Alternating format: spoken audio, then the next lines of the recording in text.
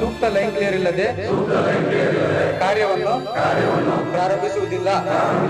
ವಿದ್ಯುತ್ ಸುರಕ್ಷತೆಯೇ ನಮ್ಮ ಪ್ರಥಮ ಆದ್ಯತೆ.